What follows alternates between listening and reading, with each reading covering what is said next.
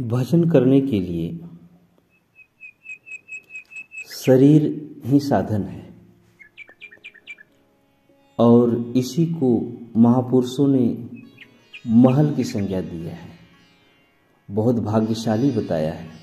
रामचरितमानस में तुलसीदास जी कहते हैं कि बड़े भाग्य मानुष तन पावा, सुर दुर्लभ सद ग्रंथन गावा, साधन धाम मोक्ष कर द्वारा, पाई न जेहि परलोक सवारा। यह जो मिला हुआ है यह परलोक संवारने के लिए है और जिसको यह समझ में आ गया, भजन साधना में प्रवृत्त हो गया, तो उसके अंदर एक आनंद की ध्वनि बजती रहती है। मन नाम जपने में ही बार बार उसी में अनुरक्त रहता है। वह अपने अंतराल से बाहर जाना ही नहीं चाहता। जब बोले तो हरि गुण गावे, नहीं मौन रहे नाम जपावे। तो जो साधक को नाम की मस्ती लग गई तो वह बाहर और भीतर केवल अपने इष्ट के प्रति ही बोलता है, चलता है और उसी की कृपा का आनंद लेता रहता है। उसी स्तर का यह भजन है कि सत महल में सारंग बाज रही। महल माने हमारा शरीर, और यह महल किसका है? सत्य का महल है। जब तक यह चिंतन में अनुरक्त होकर के अपने इष्ट से नहीं जुड़ जाता है तब तक यह सत्य का महल नहीं है।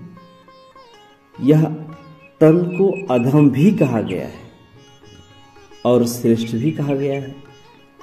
तो श्रेष्ठ इसलिए कि जो भजन साधना चिंतन सेवा प्रार्थना में लग गया वह सार्थक है।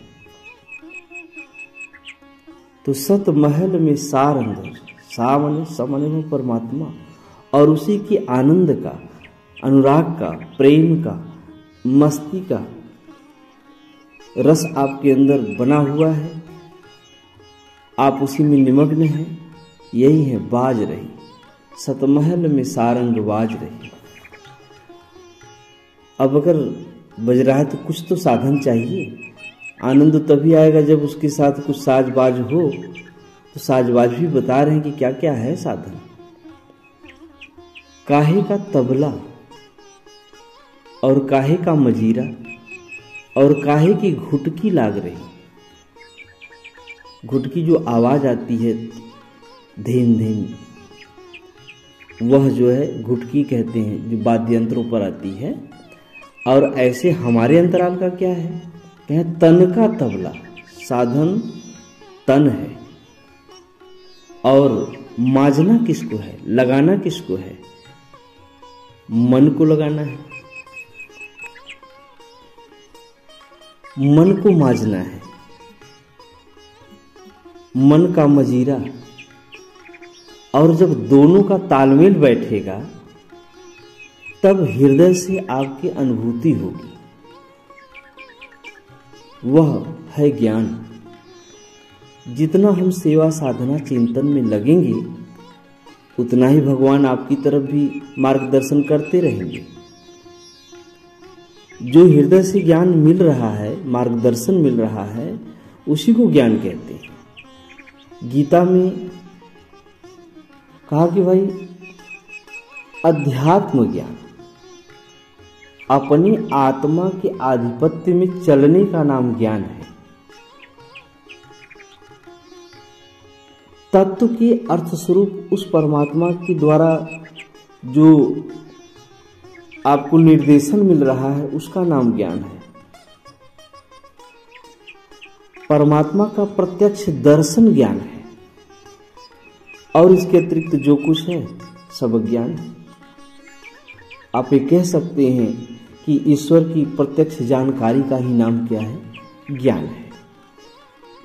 तो उस ज्ञान की घुटकी लाग रही है। वो बार बार आपको निर्देशन कर रहा है, कैसे चलना है, कैसे क्या करना है, हम कितना पीछे रह रहे हैं, कहाँ हमसे भूलें हो रही हैं, कैसे सुधारना है। जब तक भगवान रथी होकर के हमारा मार्गदर्शन नहीं कर लेंगे तब तक हमसे भजन पार ही नहीं लगेगा। इसलिए सेवा, भजन, चिंतन, सुमिरन सब आवश्यक है। इस प्रकार से सतमहल में सारंग बाज रही। जब ये साधन होगा तब हमारे अंतराल में उस परमात्मा का आनंद का धुन बजेगा। आगे कुछ साधन और भी हैं। काहे का सरगम और काहे की सरंगी, काहे की धुन की लाग रही, सतमहल में सारंग बाज रही। प्रश्न में आ जाता है कि भाई सरगम बजते हैं, धुन निकलता है, और काहे की सरंगी, जिस पर सरगम बजाए जा रहे हैं वह है सारंगी। और जब दोनों का तालमेल बैठेगा तो कुछ धुन निकलेगा। तो कह रहे हैं है क्या ये साधन, क्या है? कहे सरगम के लिए श्वास ले लो, श्वास का सरगम। और हम अपनी श्वास में क्या देखें, कहाँ लगाएं इसको? तो अपने इष्ट के चरणों में लगाओ, इष्ट के स्वरूप में लगाओ। ध्यान मूलम गुरुर मूर्ति, पूजा मूलम गुरुर पदम, मंत्र मूलम गुरुर वाक्यम, मोक्ष मूलम गुरु कृपा। सूरत में गुरु मूर्ति, श्वासा में हरि नाम, उर अंतर निरखत रहो, अनुभव सारे काम। अनुभव के आधार पर ही हम आगे बढ़ते रहते हैं, चलते रहते हैं, उन्नति करते रहते हैं। तो श्वास का सरगम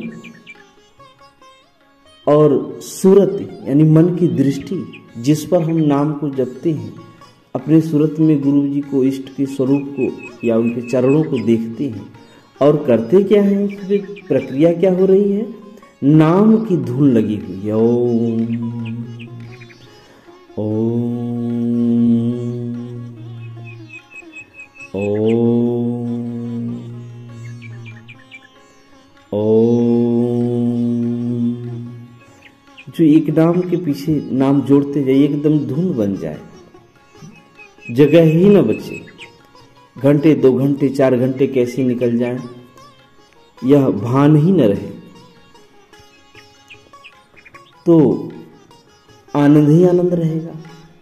यही आनंद प्राप्त करने के लिए अभ्यास करना है। बिना अभ्यास के यह पार नहीं लगेगा, वह आनंद नहीं मिलेगा जिसके लिए हम व्याकुल हैं।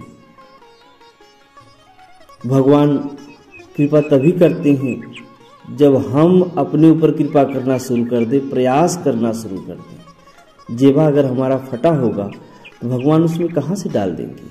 तो सिलाई तो करनी पड़ेगी। यदि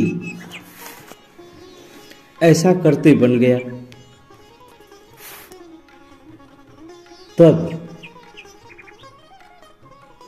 ज्ञान मिलेगा, हम उस पर चलेंगे, फिर तृप्त होंगे।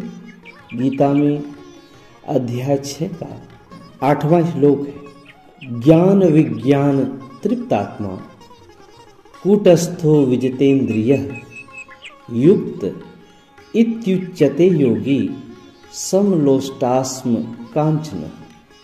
जब अंतःकरण नाम जप, चिंतन, सेवा, प्रार्थना के बाद ज्ञान मिल जाएगा या ज्ञान मिलने लगेगा, विज्ञान मिलने लगेगा।